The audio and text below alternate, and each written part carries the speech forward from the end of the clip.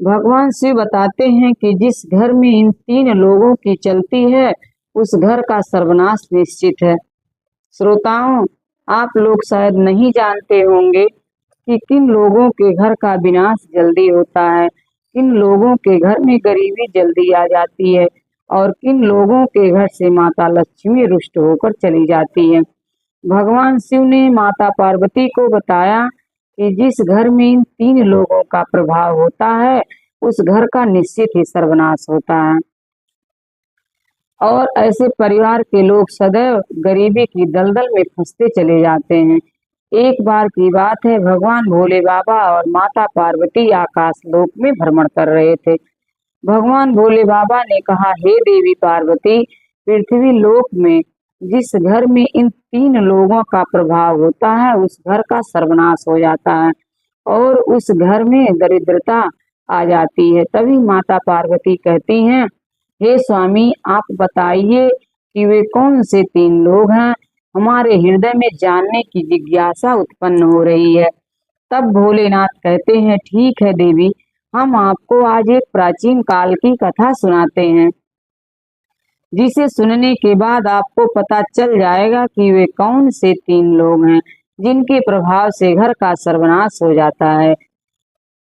राधे राधे श्रोताओं, आप सभी से निवेदन है कि इस कथा को और कहानी को सुनने से पहले अगर आप भगवान शिव के सच्चे भक्त हैं तो कृपया कमेंट बॉक्स में हर हर महादेव लिखकर वीडियो को लाइक करें और चैनल को सब्सक्राइब करें और बेल आइकन पर ऑल का चयन करें, जिससे आप सभी को हमारा वीडियो सबसे पहले मिल सके और आप सभी प्राचीन कथाओं और कहानियों से जुड़े रहें। श्रोताओं, फिर भगवान भोले बाबा माता पार्वती को कथा सुनाते हुए कहते हैं, हे देवी पार्वती, प्राचीन काल की बात है, किसी नगर में एक व्यापारी रहता था। वह व्यापारी बड़ा ही धनवान व्यक्ति था। उसके घर में अन्न धन की कोई कमी नहीं थी। व्यापारी का एक बड़ा ही सुंदर पुत्र था और व्यापारी अपने पुत्र से बहुत प्रेम करता था।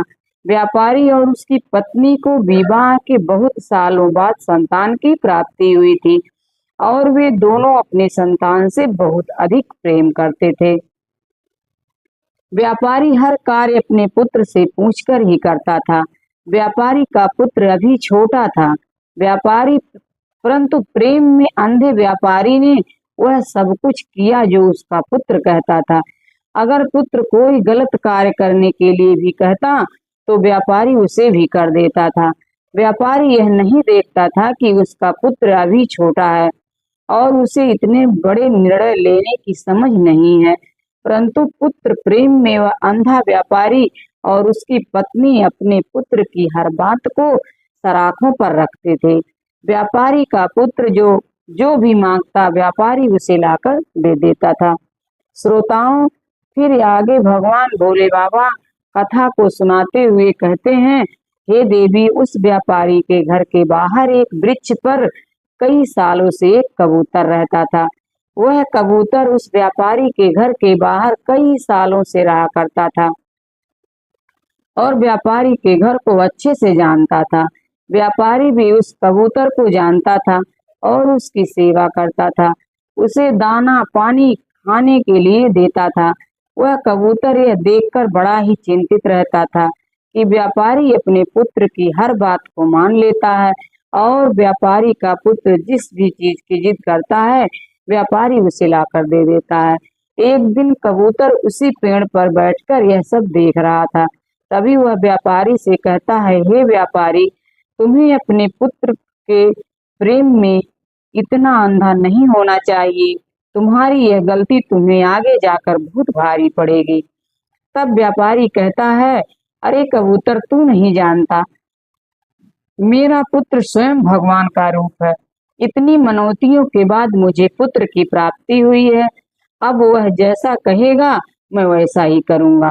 तब कबूतर कहता है, अरे पुत्र, प्रेम में अंधे व्यापारी, तुम्हें मेरी बात समझ में नहीं आ रही है। मैं तुम्हें एक कहानी के माध्यम से अपनी बात समझाता हूँ। श्रोताओं, फिर कबूतर अपनी कहानी को प्रारंभ करता है और कहता है, हे व्यापारी, प्राचीन काल की बात है, एक गांव में एक सेठ रहा करता था। वह सेठ बड़ा ही भोला भाला व्यक्ति था। उस सेठ की 3 बेटे थे। सेठ अपने 3 बेटों के साथ घर में आराम से रहता था। सेठ ने अपने बेटों का विवाह कर दिया था और उसकी तीनों बहुएं उसकी खूब सेवा करती थी। सेठ की छोटी बहू के घर में आने के बाद सेठ का घर बड़े सुख से चल रहा था। सेठ का व्यापार भी बहुत अच्छे से चल रहा था। छोटी बहू के आने के बाद सेठ के घर में अन्न और धन की कोई कमी नहीं थी और घर का माहौल बड़ा ही शांतिपूर्ण था। उनके घर में कभी कोई लड़ाई झगड़ा नहीं होता था। सेठ के सभी पुत्र एक साथ मिलकर रहते थे और सेठ की बहुएं भी आपस में बड़ा प्रेम से रहती थीं। चारों बहुएं मिलकर एक साथ खाना पकाती थीं और अपने पतियों और ससुर को खिलाती थीं।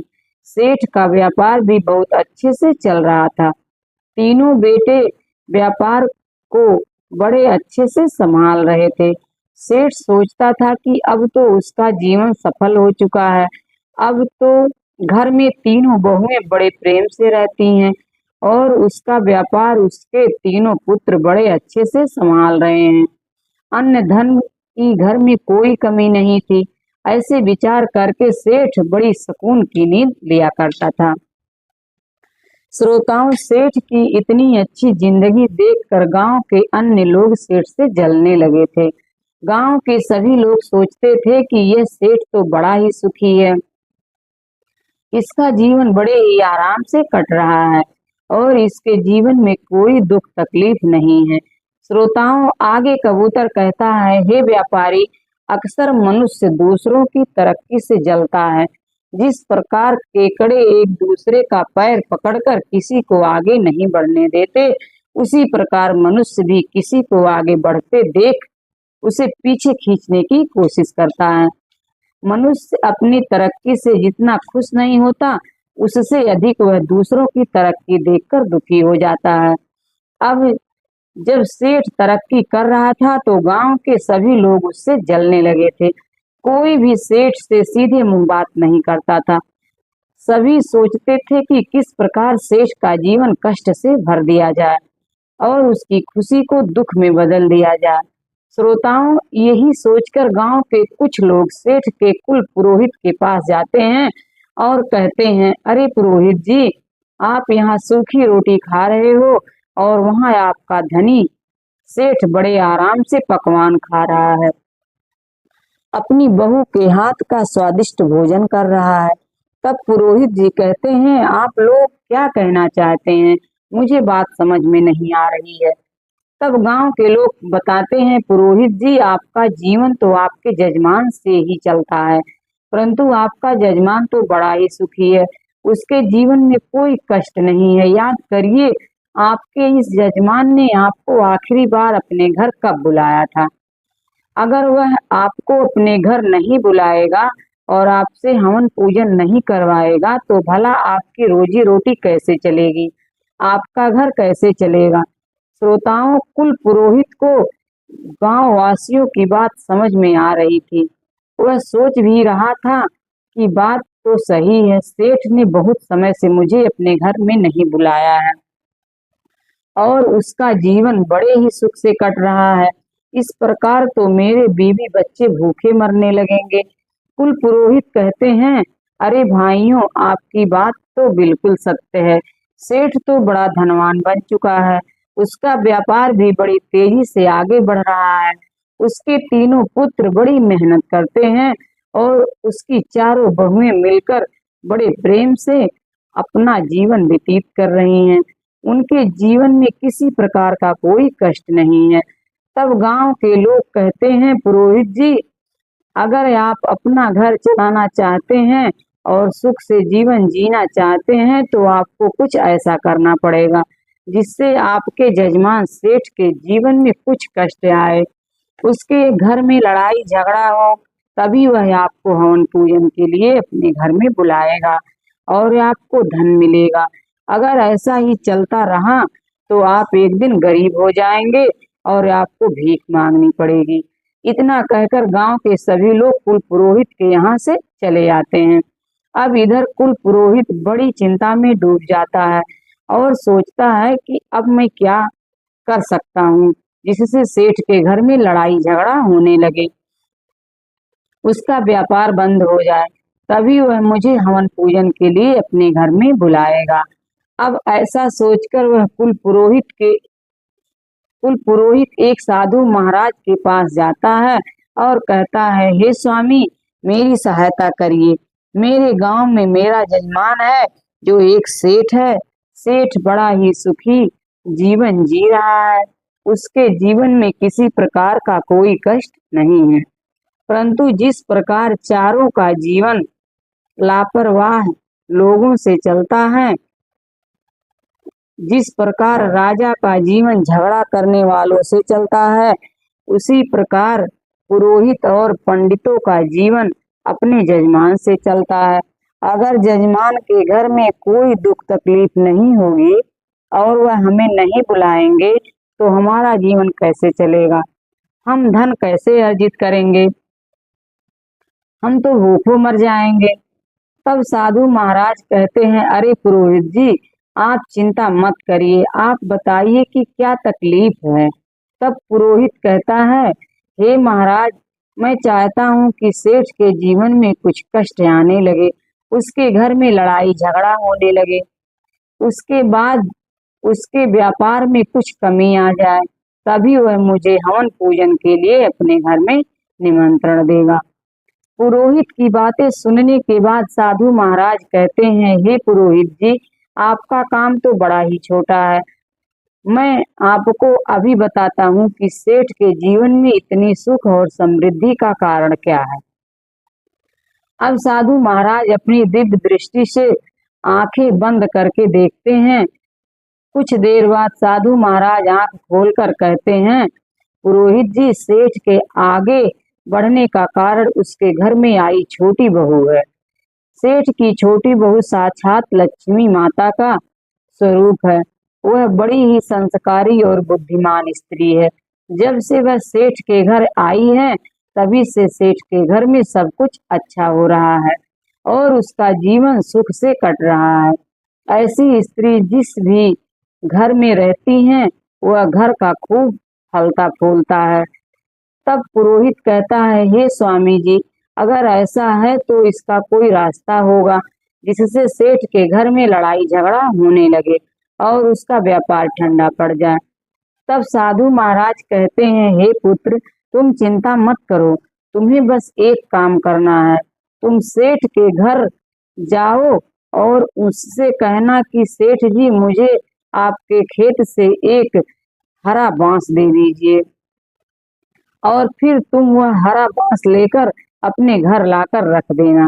जब तुम ऐसा करोगे तो कुछ दिनों में ही सेठ निर्धन हो जाएगा, उसके घर में लड़ाई झगड़ा होने लगेंगे, उसकी बहुएं आपस में झगड़ने लगेंगी और उसका जीवन कष्टों से भर जाएगा।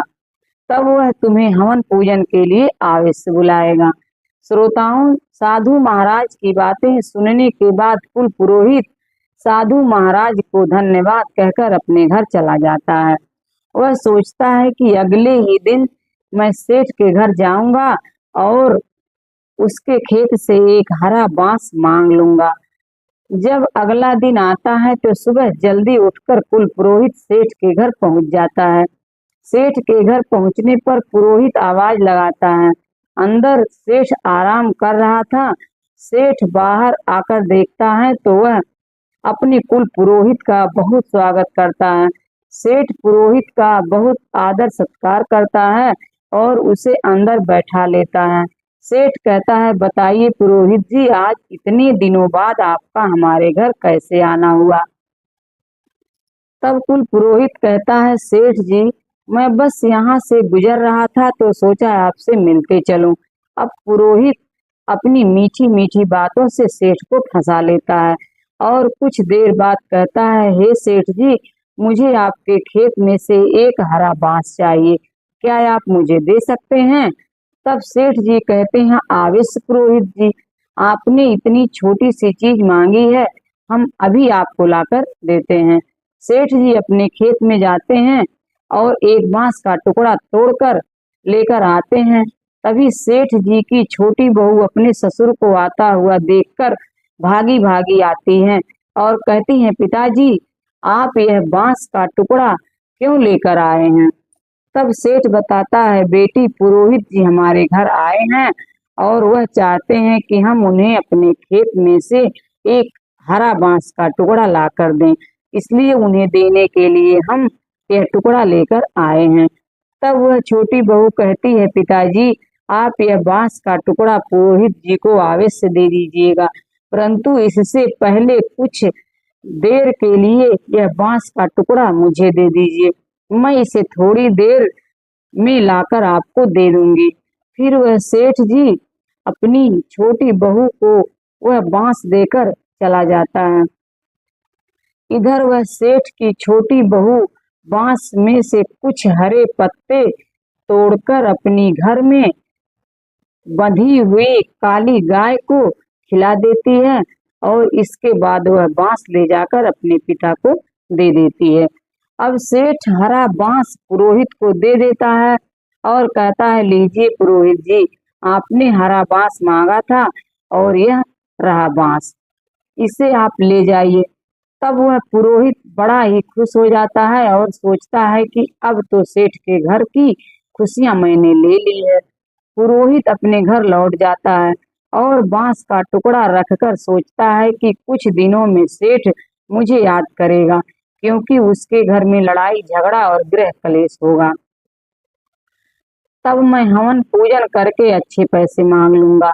ऐसे विचार करके वह कुल पुरोहित बड़ा ही प्रसन्न हो रहा था। अब पुरोहित इंतजार करने लगता है कि कब सेठ का बुलावा आएगा और मैं जाकर सेठ के घर में हवन पूजन करूंगा। श्रोताओं, बहुत इंतजार करते करते 1 महीना बीत जाता है, 2 महीने बीत जाते हैं और तीसरा महीना भी बीत जाता है। अब पुरोहित थक चुका था। एक दिन कुल पुरोहित दोबारा साधु महात्मा की कुटिया में जाता है और कहता है, हे महाराज, आपके बताए अनुसार मैंने सेठ से उसके खेत में से हरा बांस मांग लिया था, परंतु 3 महीने बीत चुके हैं और अभी तक सेठ ने मुझे कोई बुलावा नहीं भेजा है। वह बड़े आराम से और सुख से अपना जीवन व्यतीत कर रहा है।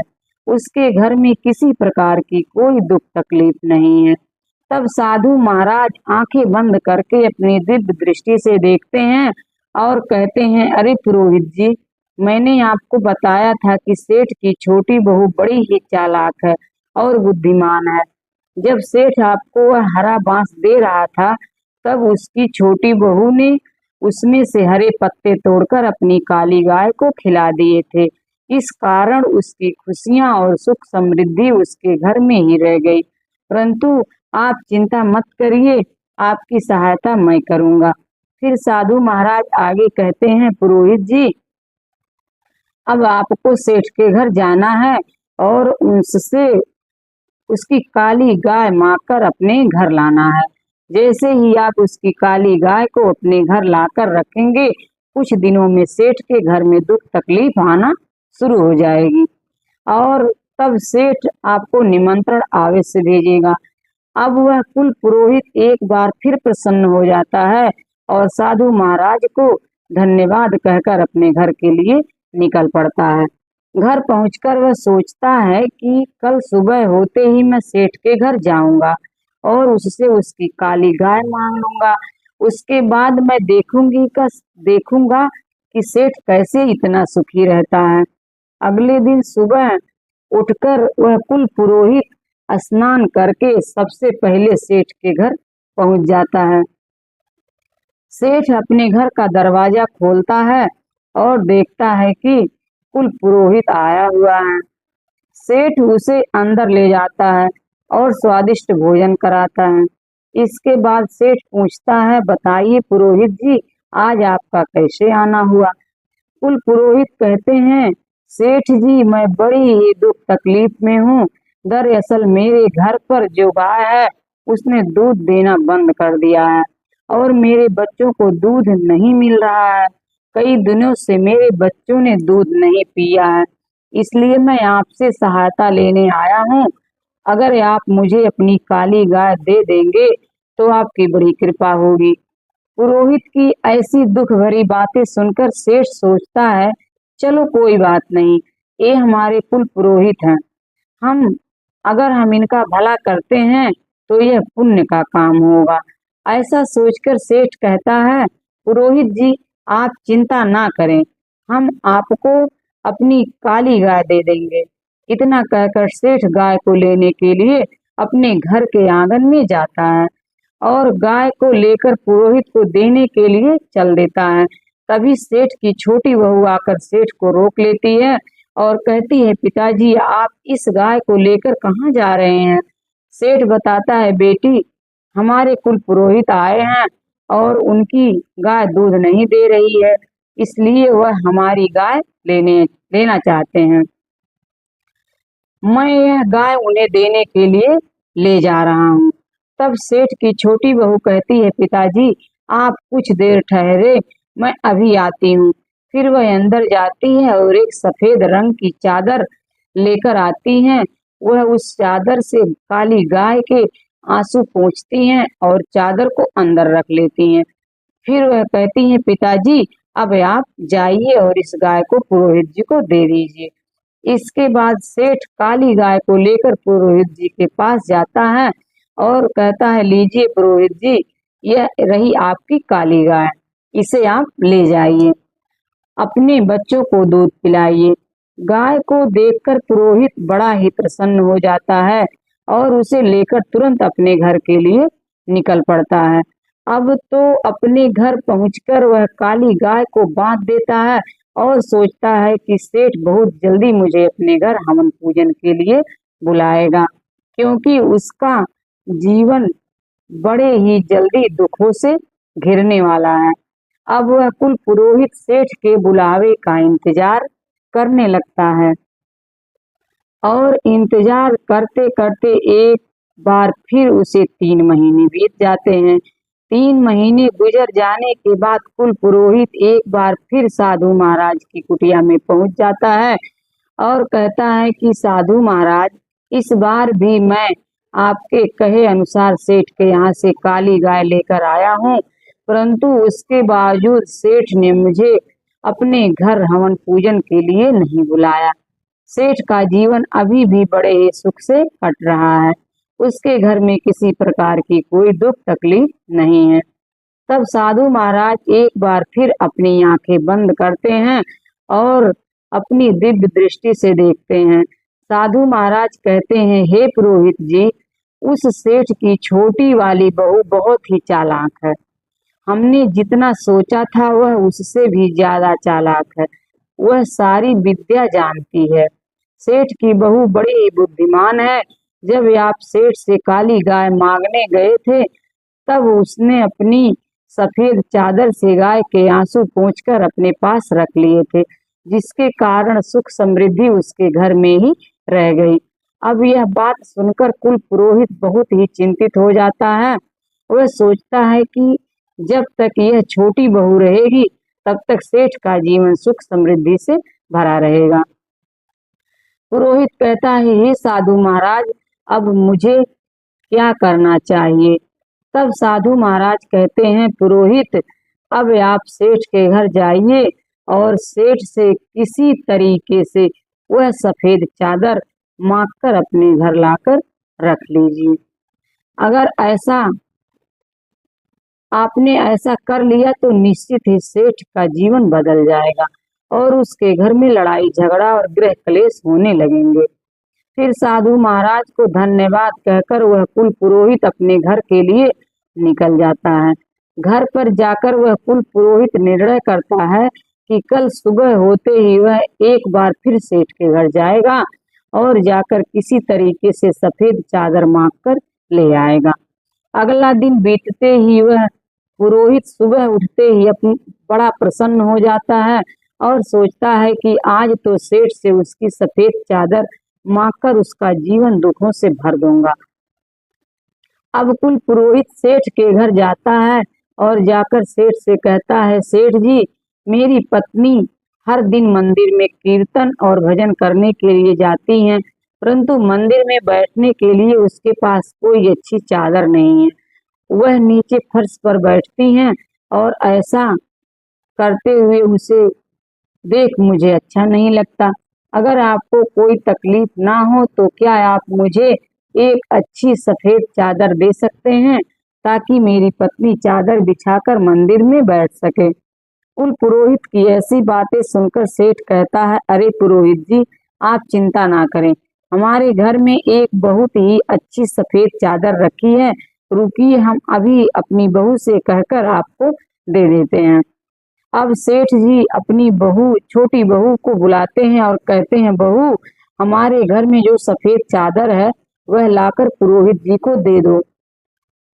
अपने पिताजी की बातें सुनकर वह छोटी बहू अंदर जाती है और वही सफेद चादर निकालती है जिससे उसने गाय के आंसू पोंछे थे। वह उस चादर को निकालकर उसका एक धागा तोड़कर अपने मुख में भर लेती है और उसे खा लेती है।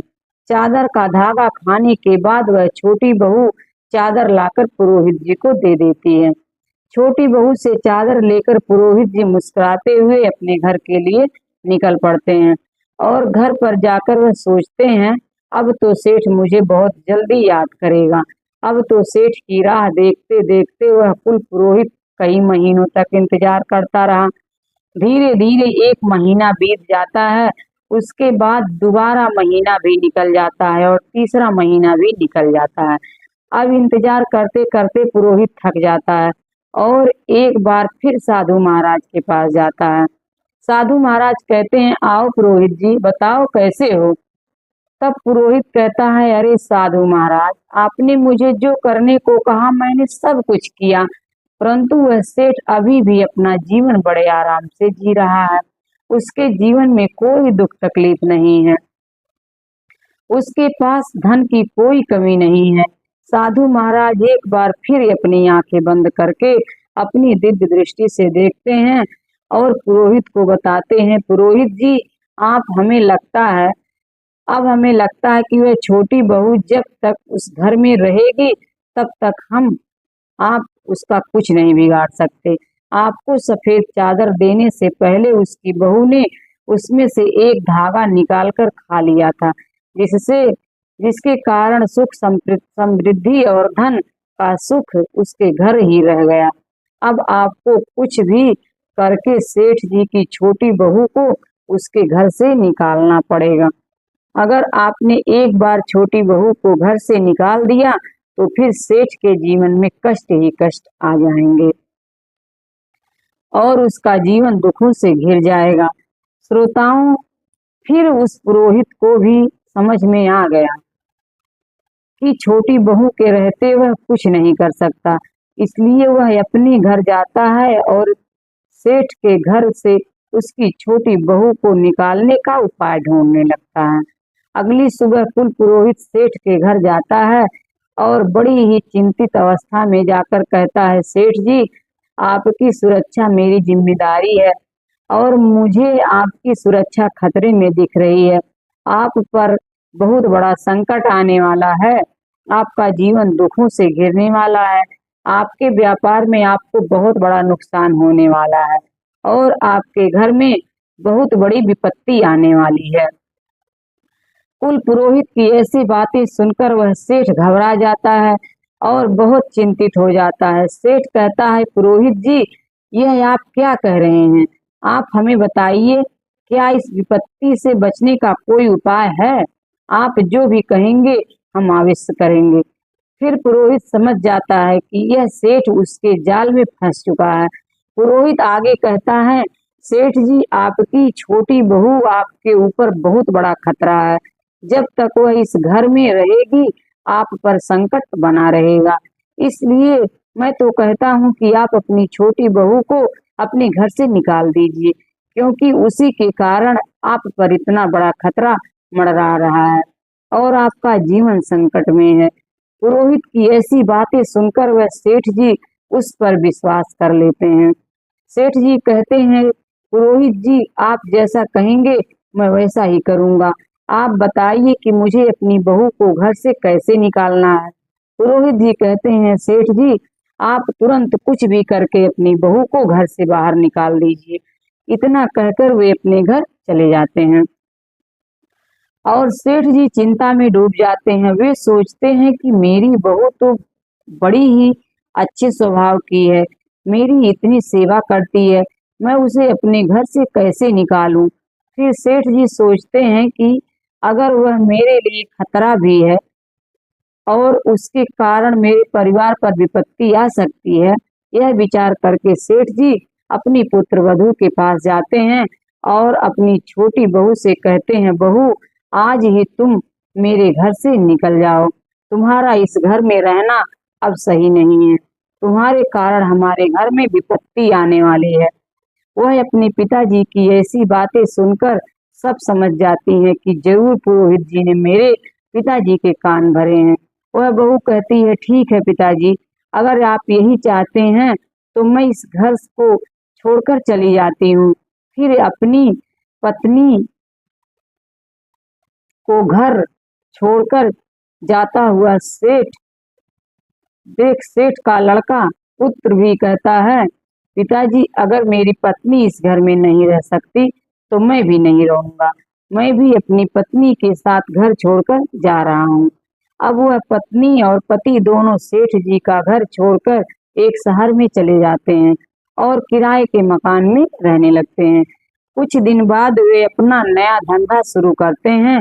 सेठ की छोटी बहू जो बड़ी बुद्धिमान थी के कारण उनका धंधा बहुत अच्छे से चलने लगता है।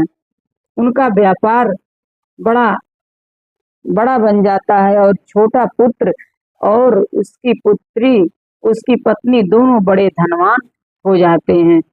वे शहर में अपना मकान भी खरीद लेते हैं।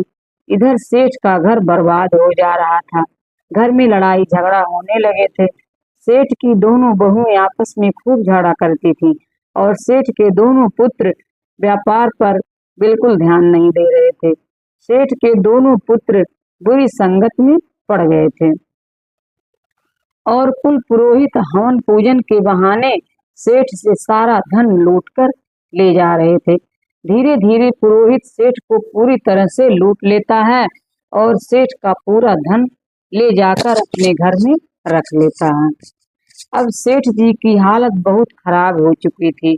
सेठ के घर में खाने पीने के लाले पड़ गए थे, भोजन नहीं था, पहनने के लिए वस्त्र नहीं थे। अपनी ऐसी हालत देखकर सेठ एक दिन विचार करने बैठता है और गहरा विचार करने पर उसे समझ में आता है कि जिस दिन से मेरी छोटी बहू इस घर को छोड़कर गई है, उस दिन से इस घर की हालत बद से बदतर होती जा रही है। सेठ को यह समझ में आ चुका था कि उसकी छोटी बहू ही है जो उसके घर को बचा सकती है।